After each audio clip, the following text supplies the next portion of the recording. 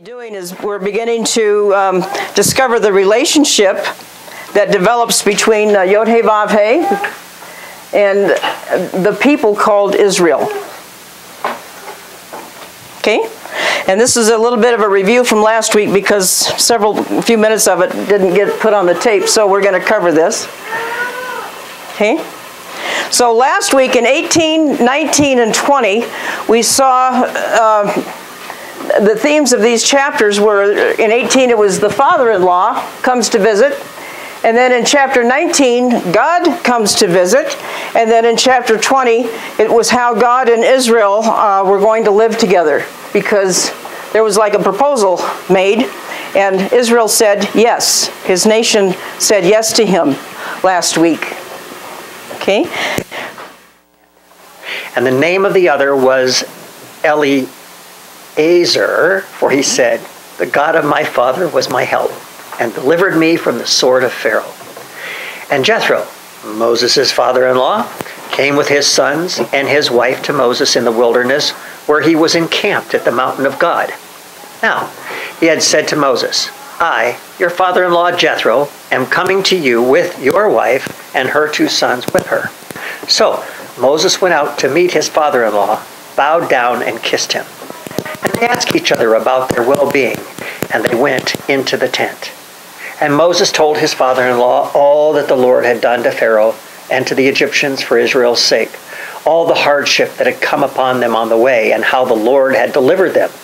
Then Jethro rejoiced for all the good which the Lord had done for Israel, whom he had delivered out of the hand of the Egyptians. And Jethro said, "Blessed be the Lord, who has delivered you out of the hand of the Egyptians and out of the hand of Pharaoh, and who has delivered the people from under the hand of the Egyptians. Now, I know that the Lord is greater than all the gods, for in the very thing in which they behaved proudly, he was above them." Then Jethro, Moses' father-in-law, took a burnt offering and the other sacrifices to offer God. And Aaron came with all the elders of Israel to eat bread with Moses, father-in-law, before God. Okay, we have no idea how much information is in there. I have spent hours and hours and hours on this section this week. And every time I just squeeze out some more. And so I hope it's not a figment of my imagination. I think all the concepts are right there. So let's take a look. First of all, Jethro, who's the priest of Midian, his name literally means abundance, and he's bringing back Zipporah, who is Moses' wife. We have not heard anything from her since, remember when Moses first went back to Egypt, he took Zipporah and his 2 sons, and he forgot to circumcise his sons, and she turned around and went back to her daddy's house after that was done. So Gershom literally means foreign or exile or expulsion. And Eliezer is God's help. Okay? I looked at those words and I'm going, look at that. We have all the elements here in just a group of one family's names of what happened. I mean, we know that there's 2 houses of Israel. Is that true? Gershom kind of represents you and me, the tribes of Ephraim, the northern 10 tribes of Israel that got expelled. I'll say that again. They kind of got expelled from the land of Israel. And they got sent out to the nations. They became the Milo Hagoyim, the fullness of the Gentiles, the fullness of the nations. They became foreigners. And to this day, pretty much, 10 northern tribes that are all over the world, when they go to Israel, they go for about a 10, 11-day visit. They can't live there. You can live there for maybe 3 months, and that's it. And Eliezer down here, he's kind of a picture of Judah, the southern part of Israel. And he's God's help in establishing the country, if you will. Okay?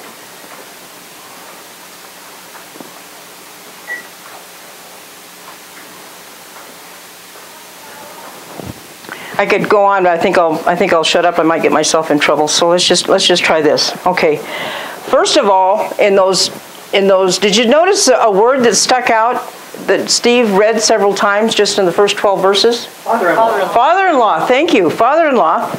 And that's the word hatan. And we studied this back in around Sukkot, I think. Father-in-law, hatan. Here it's spelled a het, a tet, and a final noon. Het, tet, noon. Hatan. Okay? Okay. It's not working. That word hatan is used in chapter 18 12 times.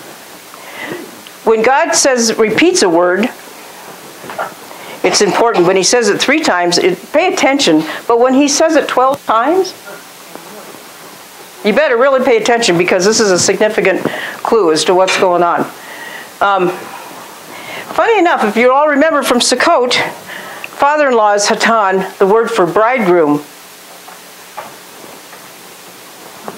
It's the same word. Do you remember that? It's hatan. So we have the Father, God the Father, and we have Yeshua the bridegroom. It's the same word used to describe them. Okay? I would venture to say that God the Father is your father-in-law. Does that make sense? Does that make sense? What was the song we sang today? Even though you are a king, you are my brother. That you're my father. It all depends on what aspect of Yeshua that we're looking at. It's amazing. So, Yeshua, father-in-law, Yeshua, the groom. Yod-Heh-Vav-Heh, the father-in-law, and Yeshua, the groom, the bridegroom. And Yeshua, God can be a father, but Yeshua can't be a bridegroom unless there's a bride or a nation that he's going to rule with. This is such a beautiful story. This, when they talk about this being a love story, you begin to kind of see the elements of it happening here. This is a love story. You are part of God's people, and he loves you very much. And we need to know that. We need to embrace it. We need to know it. We need to know that God is for us and not against us. We need to know that God's going to help us, Eliezer. He's going to help us. Even though we're foreigners off in a distant land and we don't live within the boundaries of Israel. Well, guess what? Israel's not near as big as what it's supposed to be, what it's going to be.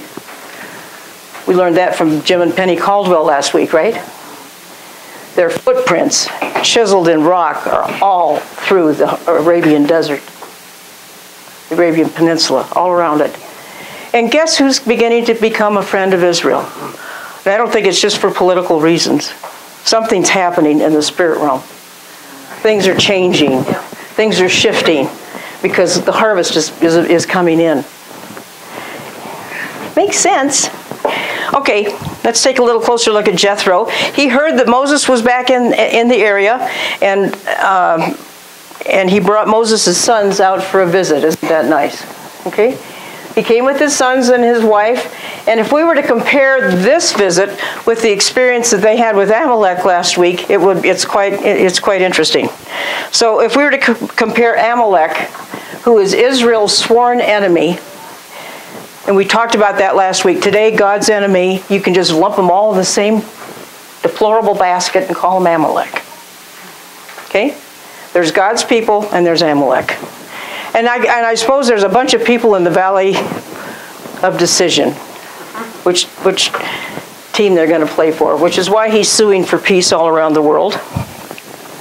And then there's Jethro, who's the Kenites, who befriends God's people. Okay, so they come, introducing Jethro. He was a Kenite who lived in Midian, there on the other side of the Red Sea. Watch the description of what this guy did. He didn't come out in war with them and jaw at them and swear he's going to destroy them. He came, he listened. What's the word for that in Hebrew? Shmad. He listened to Moses. He believed. He believed him. He believed what he was hearing. And he blessed Moses. And then he had a covenant meal with Moses. This is going to bind them together. It's going to bind at least not all the Midianites, because they had trouble with some Midianites later on, but the Kenites of the Midianites,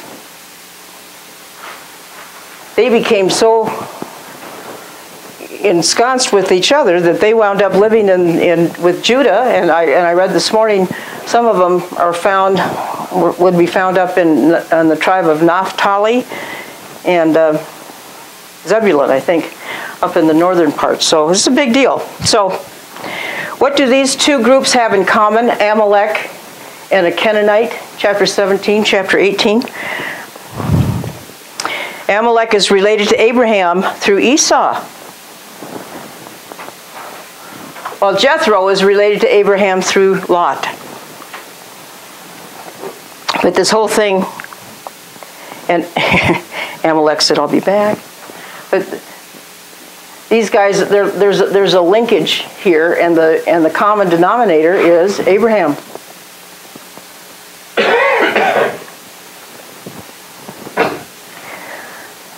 About Amalek, it says, the Lord will have war with Amalek from generation to generation. And the Canaanites were friendly with Israel. So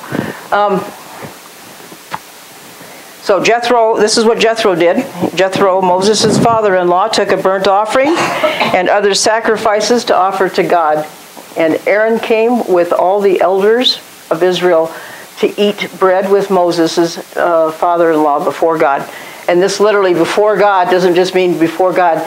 This is a covenant meal eaten in the face of God, that in Panaim, in the face of God. This is a covenant meal that they're doing with each other. That's part of covenant, is having a meal. You don't sit down and have a meal with your enemy, right? It just doesn't happen. Okay, so this is all a family affair. Relatives of Abraham, just to emphasize this a little bit, Amalek, descendants of Esau, and Kenites are the descendants of Lot. And it's all in Abraham's family. This is a family feud, mostly, that's been going on around the world for a very long time. Look at the comparison between these two. Amalek, he came and fought. He chose men for war. Moses sat on a rock. Moses' hands got heavy, and they're going to have war from generation. Jethro, on the other hand, look at the comparison here. He came and he brought peace. He chose men to settle disputes. We'll find that out in a couple verses here. Moses is going to sit to judge the people. Find that out in a couple of verses. Moses' responsibility are too heavy, and all the people will go in peace rather than war. Okay? It's an amazing story. It kind of reminded me of this. Here it comes. Where'd you go? Here it comes. Yeah, there you go. This should also remind us of the nations that are called goat nations and sheep nations. That's what's happening today. And in honor of the Super Bowl tomorrow, okay, when the Son of Man comes, Matthew 25, all the nations will be gathered, and he will separate them one from another, as a shepherd separates sheep from the goats.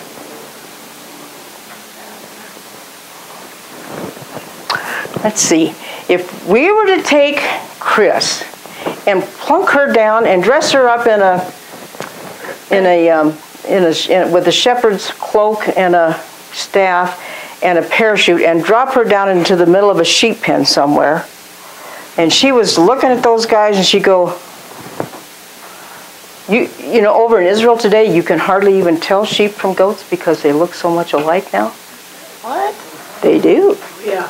You can hardly tell them apart. They even sound alike. They sound alike.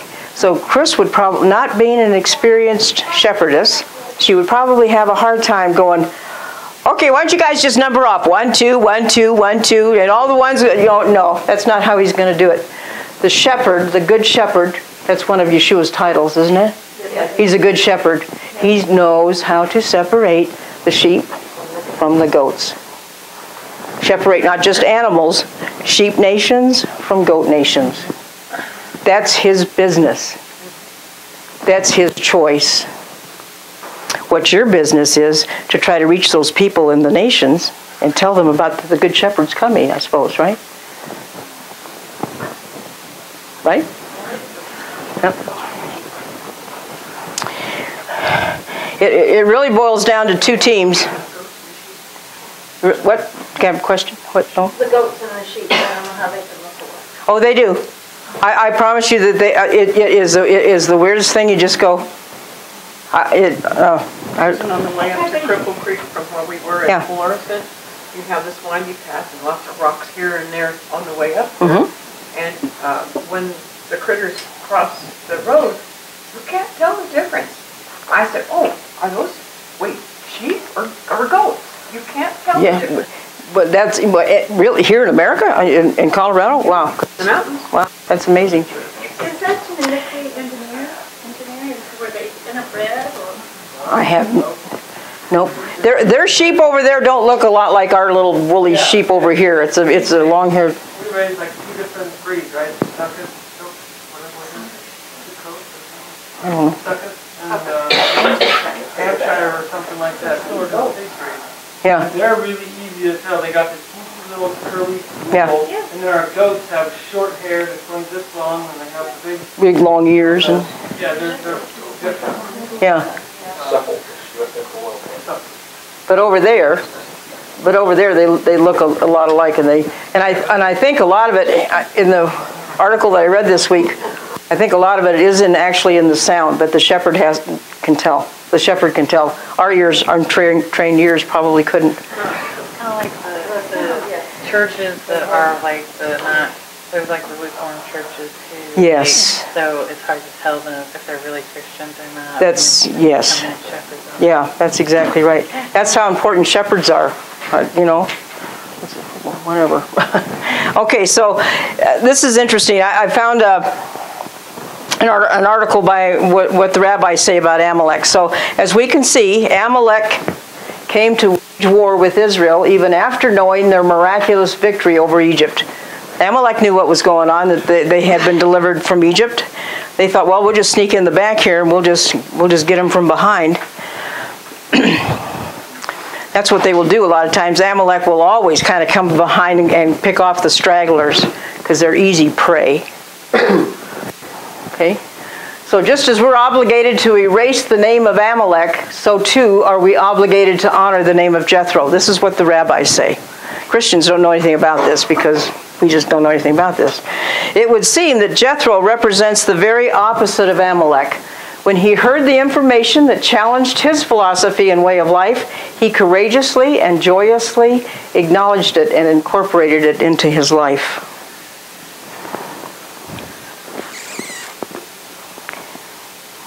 So Jethro, as you're reading your scriptures and so forth, and when you come across Amalek, no, he's the enemy of Israel. And when you come across Jethro, and he's mentioned several times throughout the history and the prophetic books, think of him as he's a good guy.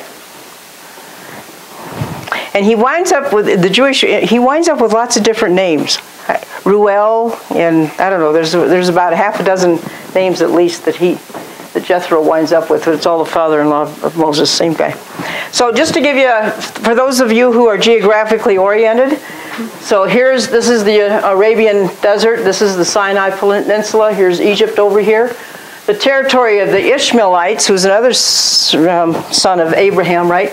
And the Amalekites, and Amalek is the grandson of Esau, right? This is also great-grandson of Abraham.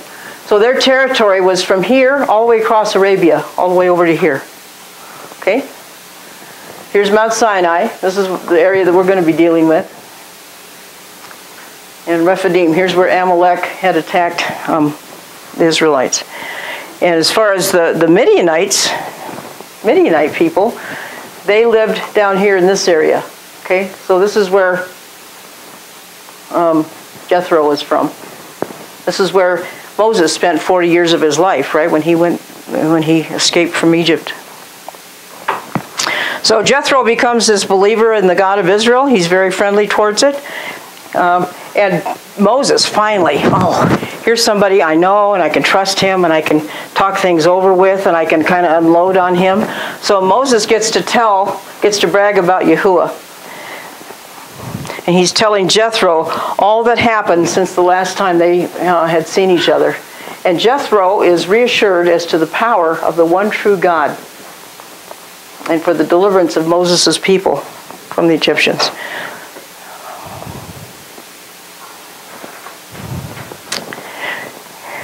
Remember that story from the Daniel thing, from the Daniel movie? And it looked like Cyrus and Daniel were having dinner together? That's what this reminds me of. Anyway.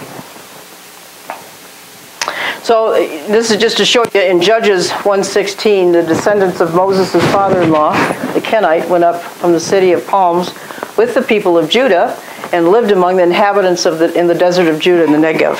So very biblical that they were friendly with them. Okay, 13 to 23. Steve, let's see what happens. This is interesting. And so it was on the next day that Moses sat to judge the people. And the people stood before Moses from morning until evening. So when Moses' father-in-law saw all that he did for the people, he said, "What is this thing that you are doing for the people? Why do you alone sit and all the people stand before you from morning until evening?" And Moses said to his father-in-law, "Because the people come to me to inquire of God. When they have a difficulty, they come to me, and I judge between one and another, and I make known the statutes of God and his laws." So Moses' father-in-law said to him, "The thing that you do is not good. Both you and these people who are with you will surely wear yourselves out, for this thing is too much for you. You are not able to perform it by yourself. Listen now to my voice. I will give you counsel, and God will be with you. Stand before God for the people, so that you may bring the difficulties to God, and you shall teach them the statutes and the laws, and show them the way in which they must walk and the work they must do. Moreover, you shall select from all the people able men, such as fear God, men of truth, hating covetousness, and place such over them to be rulers of thousands, rulers of hundreds, rulers of 50s, and rulers of 10s. And let them judge the people at all times. Then it will be that every great matter they shall bring to you, but every small matter they themselves shall judge. So it will be easier for you, for they will bear the burden with you. If you do this thing, and God so commands you, then you will be able to endure, and all this people will also go to their place in peace." Okay, why don't you go ahead and read the next, we'll just finish that chapter out. So, Moses heeded the voice of his father-in-law and did all that he had said. And Moses chose able men out of all Israel and made them heads over the people, rulers of thousands, rulers of hundreds, rulers of 50s, and rulers of 10s. So they judged the people at all times. The hard cases they brought to Moses, but they judged every small case themselves. Then Moses let his father-in-law depart, and he went his way to his own land. Okay, so we're going to go from, boy, we had that covenant meal, to, wow, Moses has to take your father-in-law to work day. Okay, and Moses is a little bit snowed under. He's got a lot of stuff going on. So he's got a better idea. Moses experienced a crisis of overwork, enemy, food, and water, and now it's the day-to-day people problems. Okay, so Jethro's offering his advice, and his advice is, hey, you can't do this by yourself. So who's going to be in charge of everything out here in the wilderness? I love this. Look at the line at the complaints department and look at the line at the gratitude department. Such are human beings, right? Yeah. Moses was standing there all day to answer the complaints and explain how God's doing things to the people. And Jethro's got a better idea. So this is the beginnings, really, of a representative government. Do you see it? Rulers over, we have the whatever. president, a governor, senators, yeah.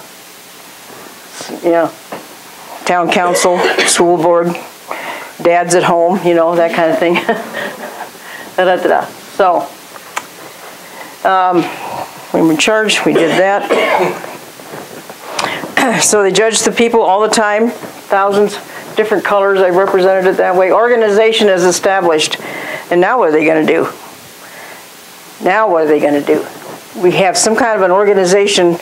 We've got 3 million people, right? 3 million people take some organization, take care of. So they did that, and now we're going to go up and down the mountain. This is chapter 19, is probably one of the most important chapters for us to understand, and probably one of the most difficult.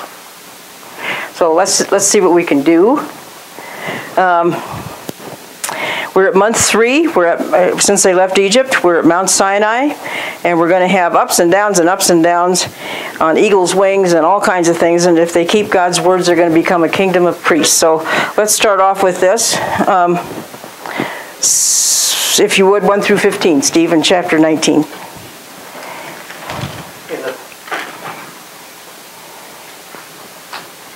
In the 3rd month after the children of Israel had gone out of the land of Egypt, on the same day they came to the wilderness of Sinai, for they had departed from Rephidim, had come to the wilderness of Sinai, and camped in the wilderness. So Israel camped there before the mountain. And Moses went up to God, and the Lord called to him from the mountain, saying, Thus you shall say to the house of Jacob, and tell the children of Israel, You have seen what I did to the Egyptians, and how I bore you on eagle's wings and brought you to myself. Now, therefore, if you will indeed obey my voice and keep my covenant, then you shall be a special treasure to me above all people. For all the earth is mine, and you shall be to me a kingdom of priests and a holy nation. These are the words which you shall speak to the children of Israel. So Moses came and called for the elders of the people, and laid before them all these words which the Lord commanded him. Then all the people answered together and said, All that the Lord has spoken, we will do. So Moses brought back the words of the people to the Lord. And the Lord said to Moses, Behold, I come to you in a thick cloud, that the people may hear when I speak with you and believe you forever. So Moses told the words of the people to the Lord. Then the Lord said to Moses, Go to the people and consecrate them today and tomorrow, and let them wash their clothes, and let them be ready for the 3rd day. For on the 3rd day the Lord will come down upon Mount Sinai in the sight of all the people. You shall set bounds for the people all around, saying, Take heed to yourselves, that you do not go up to the mountain or touch its base. Whoever touches the mountain shall surely be put to death. Not a hand shall touch him, but he shall surely be stoned or shot with an arrow, whether man or beast, he shall not live. When the trumpet sounds long, they shall come near the mountain. So Moses went down from the mountain to the people and sanctified the people, and they washed their clothes. And he said to the people, Be ready for the 3rd day. Do not come near your wives. Okay, be ready. This is not easy. I split this up into three trips up and down the mountain, and so let's just see. So trip number 1 is verses 2 through 7. Moses goes up to God, and God tells Moses that he's offering a covenant to the whole people of Israel. If they will keep the covenant, God will make them his own treasured possession at Skulah, and they will also be a kingdom of priests and a holy nation. Why did he want a kingdom of priests? Question number 1. Why would he want a kingdom of priests?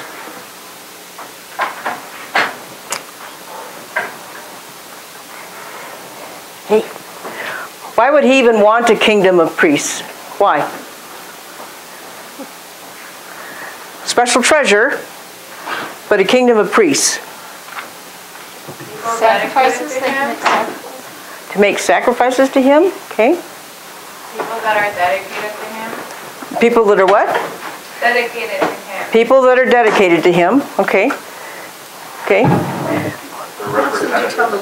Representatives? Representatives. Right. Right, Kyle.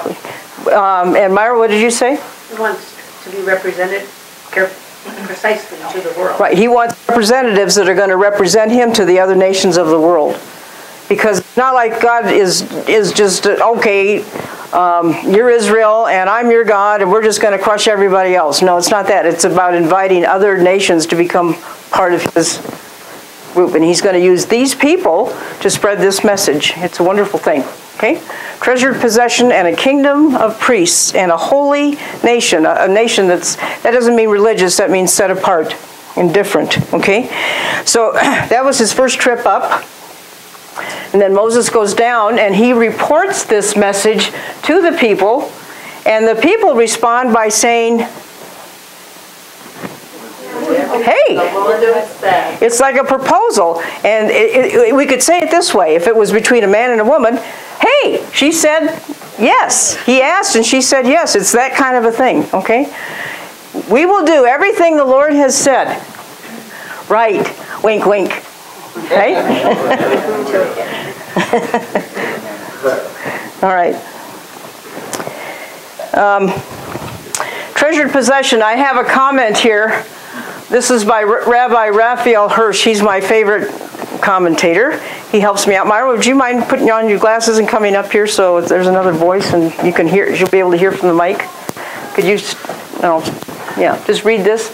This is a commentary on what the skula, everybody say skula, S-G-U-L-A, skula, there it is in Hebrew, right here, skula. Okay, what does Rabbi Hirsch say about this? Okay, he says, skula denotes an exclusive possession to which no one else except its owner is entitled, and which has no relationship to anyone else except its owner.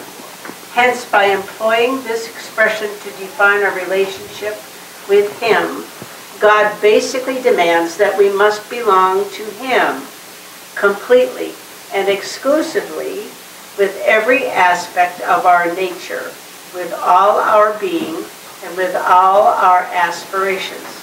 He asks of us to make all our existence and all our aspirations dependent upon him alone, to allow him to shape them all, and to permit nothing and no one else to direct our lives or to influence our actions. Isn't that beautiful? Yeah. Don't go anywhere. There's another little bit of thing. Isn't that beautiful? That's a beautiful... Jewish people who have spent hours and hours and hours and hours and hours and years and millennia studying this stuff can come up with words like that to express what a relationship with God is like. What this is like being married to God, if you will, as a people. Okay, being his own special possession. All of your everything belongs to, I don't know how to explain it. I have a 5th grade vocabulary. All of my everything belongs to him. Which is good. Yeah. Yeah.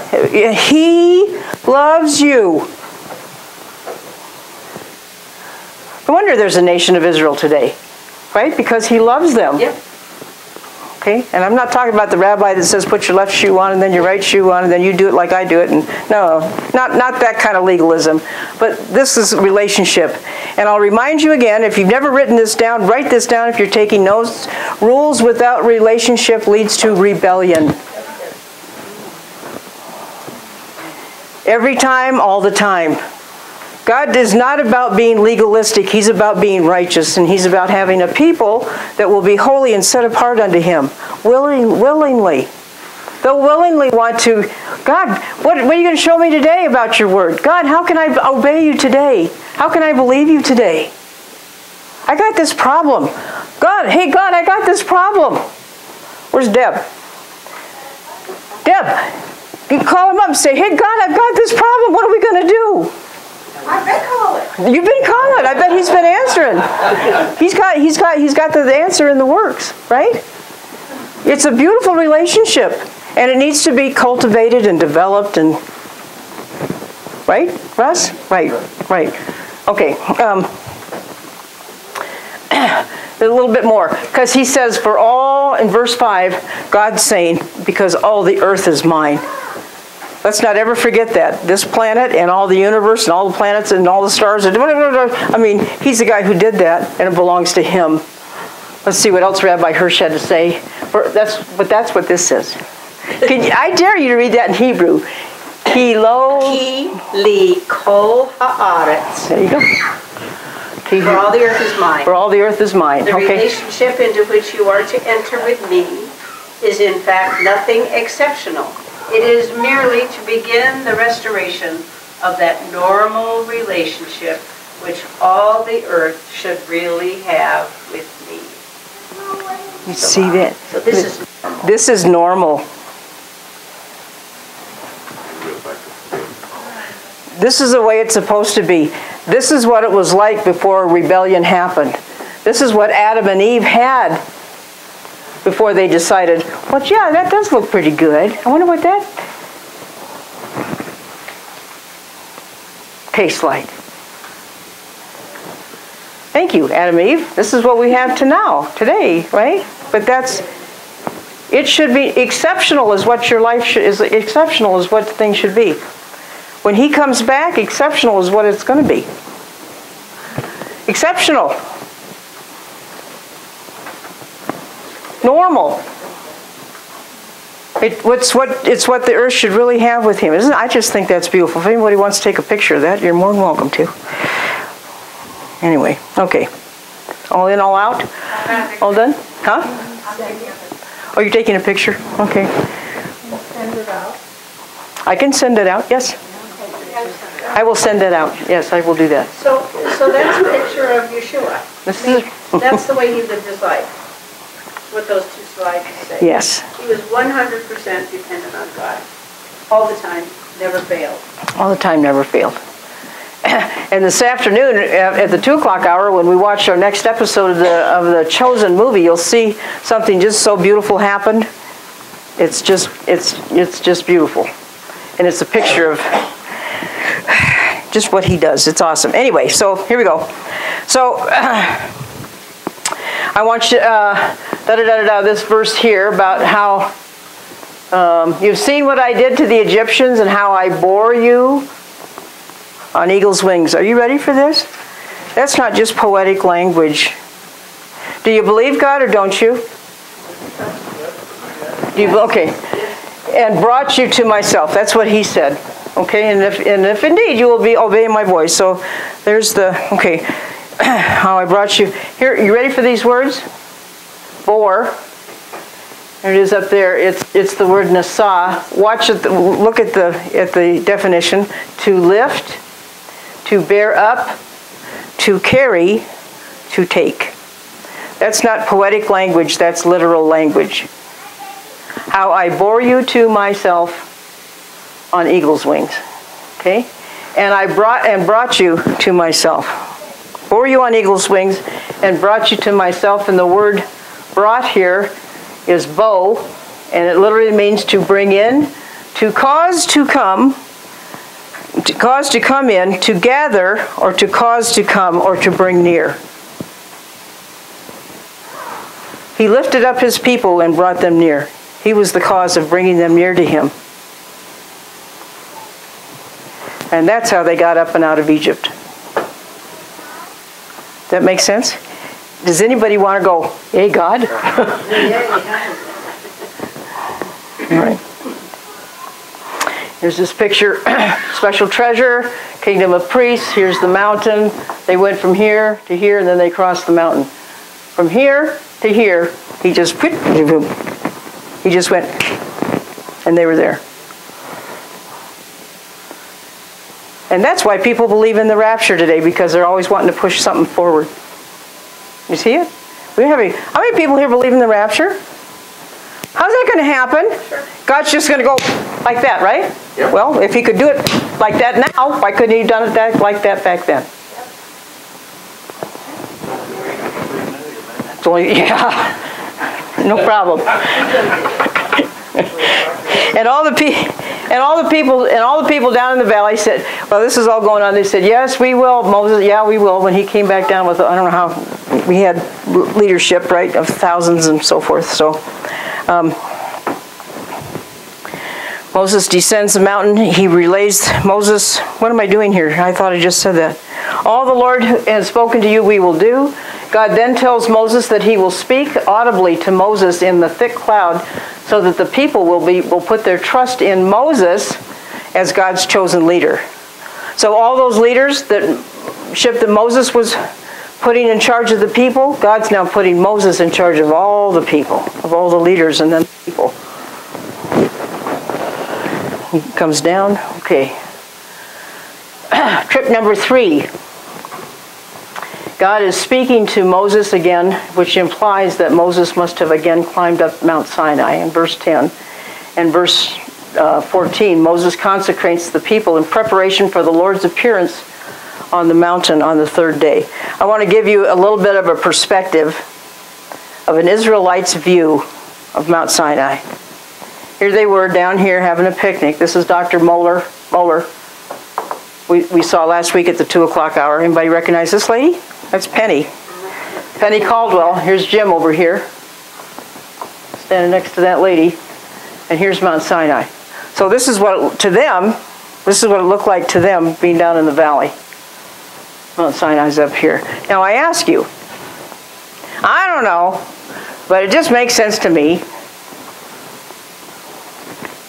He said, Moses, come up here. And it says right there, Moses went up to God. I wonder if he helped him come up the mountain. That's a long trip. It's a long trip. That makes sense? You just. How old was he? 80.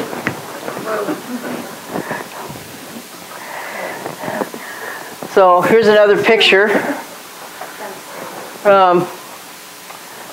Elijah's cave right here. Sacrifice. Anyway, here's Mount Sinai up there. There's the Red Sea. Can you see it away in the distance? That's an actual picture. Google Earth, I think. So God comes down on the mountain. Watch the little red triangle up there at the top. God comes down and Moses goes up. And Moses comes up. Look what that forms. Oh my goodness. Wow. Well, there you go. Do you know how high Mount Sinai is? Should be right there on the top of your head. Should be right there. I don't know, but it's really tall. So we've been watching the Jim and Penny Caldwell videos, and it took them. Oh, there you go. There you go. 7,490 feet. You can climb it.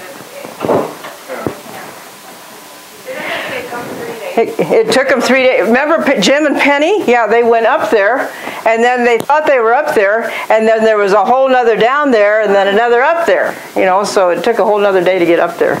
Yeah. Yeah. Okay. Told the people again, and God came down in the thunderings and the lightnings, and a thick cloud came all over that mountain. That's when he came down, and Moses goes up and warn the people lest they break through. Moses says, have we read that part? Where are we? I lost myself. Yeah, we're ahead. Okay, let's go. I'm ahead. Go. Let's do 16. Next part. I'm sorry. I jumped. 16 to 25 maybe.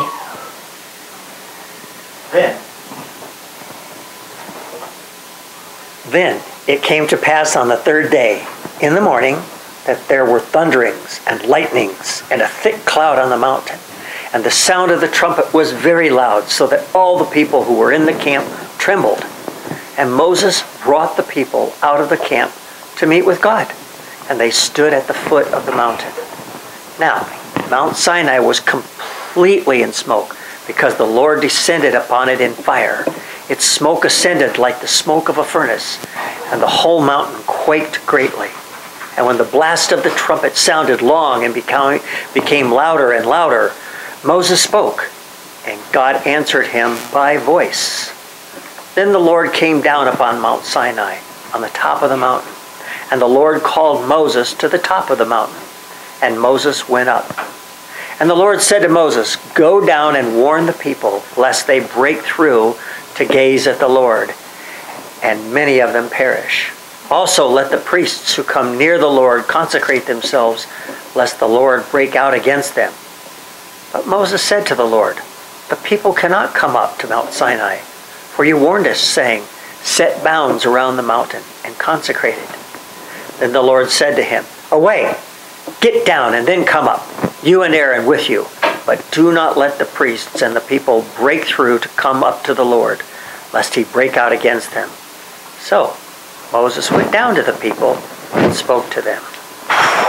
Well, first thing comes to mind, it's a terrible thing, scary thing to fall into the hands of a living God. Our God is a consuming fire. God was doing this for their protection, even though they were scared. And I just think that's very funny. Here's this 80-year-old guy going up the mountain for the third time. God called him back up the mountain. He goes, "Yeah, what do you want now?" And he's saying, "Go down there and tell those people not to break through." And Moses is going, "Oy vey, you told me that the last time I was up here." And he says, "Get down there," because people are curious, don't you know? People are curious even though there's a boundary around. And it's a scary thing to walk into the presence of the Lord. Especially when he's coming in fire. Yeah. We're talking great power. We're talking, let's see. I think this fits here. We're talking the power of the universe that created things, who's limiting himself a little bit because he's got to be careful where he steps, because God himself could blow up the whole planet. Really, he could. Okay, and just think of that, and we know, because we've studied this before, that when he comes down and he dwells in their midst, and he's going to dwell in that little thing called a tabernacle, in a 645 square foot apartment, 15 by 45, do the math. In fact, his bedroom's going to be 15 by 15, do the math. 15 by 15, my bedroom's bigger than that. 15, okay?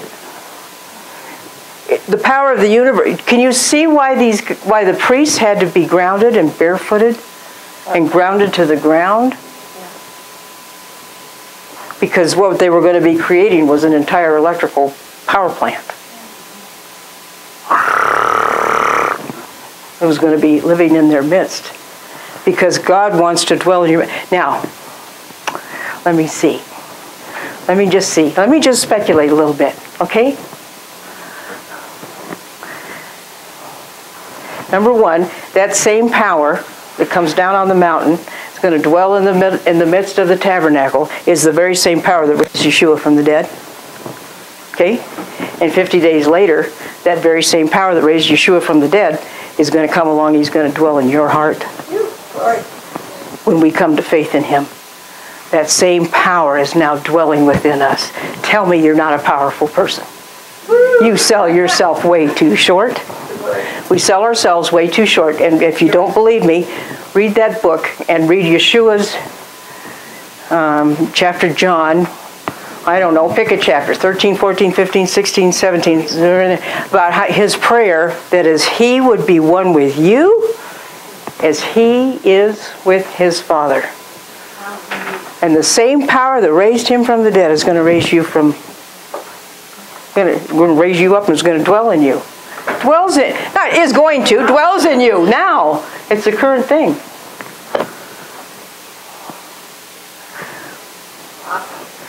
And how many of us are walking around and we're carrying the cord in our hand going, well, I wonder what this thing is for. Plug it in. Plug it in. Right? No? Wrong? What? So what happens when you have a whole room full of people doing the same thing? You can change the world.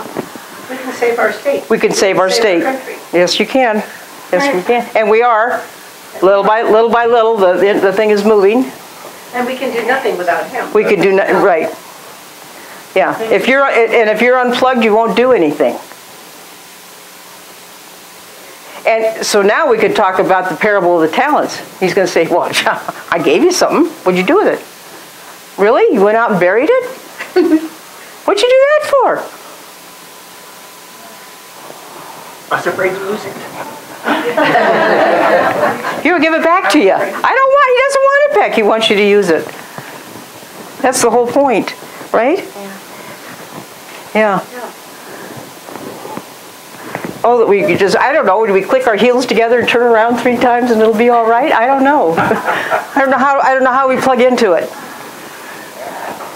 But together, through prayer, and individually, when we spend time with Him, it's what it develops that. And when we come together, we care about one another and we love one another, right? And it develops that.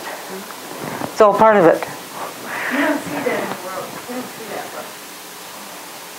in the workout. No, it doesn't. No, it doesn't happen. You know, a lot of do not touch going on. Oh, yes, ma'am. Ask what happens when this and this gets together. They call out the fire department in San Francisco, and they come out and they say, but there's no fire. I see the fire, but I don't know how to put it out because it's God's fire. It happened in 1919 here in the United States in California. Wow. Several times they call out. The fire department says, don't call us. We know what it is. That's a Yes. thing that's in the history of the San Francisco fire. Fire? Yeah. The one that burned San Francisco down? No, it was different. Oh, different fire. Oh. Yeah, so it was an actual visual flames, fire, that was producing no heat. No, couldn't Wow. do it. Yeah. And it didn't consume anything. It just was there. Oh, would you bring us a story on that? Would you bring that in and teach on that? Thank you. Sure. Yeah, that's awesome. It was in a fire journal, but I'll Yeah. So I don't know what this picture has to do with anything, except maybe it does have something to do with something, but why was this harsh warning? He wants to make sure they set bounds all around, because when stuff, whatever, I don't understand this, but when stuff starts happening, blue and yellow, when you put them together, they just always turn to green. It becomes like a new creation. Okay? So when you let the Holy Spirit, let's see, let's make you earthly. When you let the Holy Spirit, the heavenly, come into you, something brand new is going to happen to you. And it ain't easy being green. I heard that somewhere one day. It's not easy being green, Kermie said. Okay, so he says, remember the first time that he went up the mountain, he said, you'll become a kingdom of priests to me. And he says, remember that first time? He told them, he said, to get them ready for the 3rd day. Because, and this is exactly what we're talking about now. Let's see, he came on the mountain, and then he came in a manger. 3rd time, he's coming back. You think? Because, ready or not, we're living in the days, and here he comes, right? Thank you, Lord. And we're getting closer and closer, and his kingdom is here in our midst, and it's getting bigger and broader because Eli and Heather are working at it. Okay, they're working at it, and we're working at it, right? Not that our works are going to do anything, but we're working at being on his team. Okay, and pretty soon, before you even know it, Yeshua's going to be standing right here in front of us, and he's going to manifest himself to you, and you're going to be able to see him. And it's going to be that easy.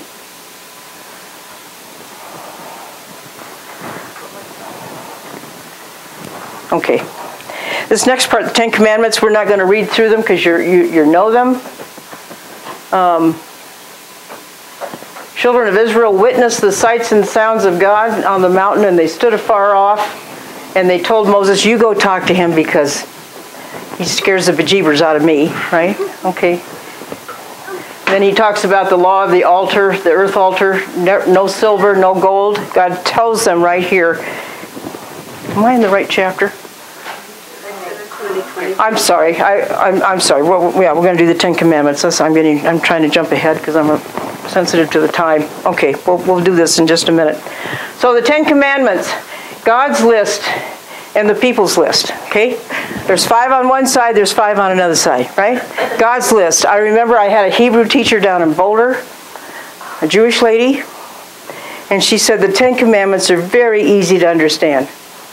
If you do the things on the first side, you won't do the things on the second side.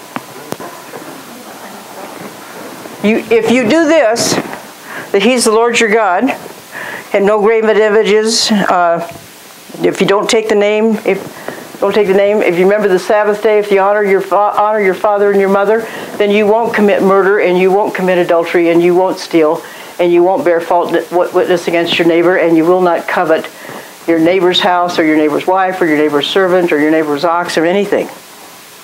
If we do these things, we won't do these things. 10 Commandments in shorthand. Okay. All right. People are afraid of God's presence. Moses is at the bottom of the mountain, and they said to Moses, "You go speak for us, because with us. You speak with us, and we will hear you. But don't let God speak with us, lest we die." And all of a sudden, they just put somebody else in between them and the presence of God. At first they said, well, everything He says we'll do. And now, after they saw a little bit of demonstration of His power on the mountain, now they want somebody standing in between them and God. And God says, okay, that's the way you want it, that's the way it'll be. He's testing you. He's want to make sure that He's said very specifically, don't make things out of gold and silver. Gods out of them. You shall not make for yourselves, which is exactly what they turn around and do with the golden calf here in a few minutes, or next week, okay? So, no gods of silver, only an earthen altar for burnt offerings and peace offerings. And if you make an altar of stone, no tools on it and no steps on it. He doesn't want to see their nakedness exposed, he said. So, this is really, the story of Exodus is really about God hearing the cries of the descendants of Abraham, Isaac, and Jacob, AIJ here, not AOC, but AIJ, and comes to rescue them from bondage and to take them as His nation, or to take them as His bride, and to take them to the land that He promised to Abraham, and to be their God, or to be their husband. So this nation is going to be their bride. He's going to be their husband. All He wants them to do is obey Him. Elements of a wedding invitation: who, what, where, when. Who, it's Yod, He, Vav, He, and the children of Israel, to become a nation of witnesses of the Creator. Where? At Mount Sinai in the wilderness. When? On the 3rd day after the 3 ups and downs. And if they believe and obey, they'll become this. This was God's purpose in freeing the Israelites from bondage to Egypt, that He might bind them to Himself. When you get involved in a covenant, you're bound. There's a binding that takes place. He binds them to Himself as His own possession, and to make them a kingdom of priests and a holy nation. And He drew them to Mount Sinai to make a solemn covenant with them, to teach them how to follow Him as a holy nation, and to fear Him above all else as their God and King. And the covenant, this is covenant marriage talk, you guys.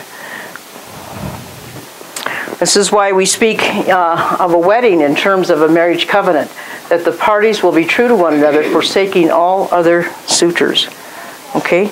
So right here, this is Yeshua, God back in Exodus chapter 6 was the I wills. This is what He's going to do, and now He's waiting for their answer. He says, I will bring you out, I will deliver you, I will redeem you, I will take you to me as a people. And they wound up saying, yes, they would. And then, oops. And then the 10 Commandments is on the 10 words is over here on this side. You shall and you won't, and so forth. So we begin to discover this relationship that develops between Yahuwah and the people called Israel. We have a father-in-law comes to visit, God comes to visit, and how God and Israel are going to live as one. So the father-in-law is Hatan, the bridegroom is Hatan. It's the same thing. A father comes to obtain a bride for his son. God is offering a covenant to the people of Israel. If they will keep the covenant, God will make them his own treasured possession, a kingdom of priests and a holy nation. He allows for other nations to join the covenant. The bride said yes. All that the bridegroom says we will do. But they were afraid. And they tell Moses to not let Yod-Heh-Vav-Heh speak to them directly, but only through him. So now they have a go-between. And God presents the covenant, and the bride stood afar off. Isn't that something? That's something. So this whole thing is about God drawing his people closer to him. That's the rest of the story. Until we can come directly into his presence, and it's not being a fire and it's not burning us up. Okay? And we'll stop there. Your treasured possession. This has been a presentation of Fellowship of Messiah with teacher Susan Miller. Video editing by Joel Thompson. If you've enjoyed this video, please click the thumbs up icon below the screen on the left, and subscribe by clicking the bell icon below this video and to the right to be notified of each new video we post. Know someone else who'd love this video? Click the arrow pointing to the right in the upper right hand corner of this video and share. Until next time, Shavua Tov. Have a good week.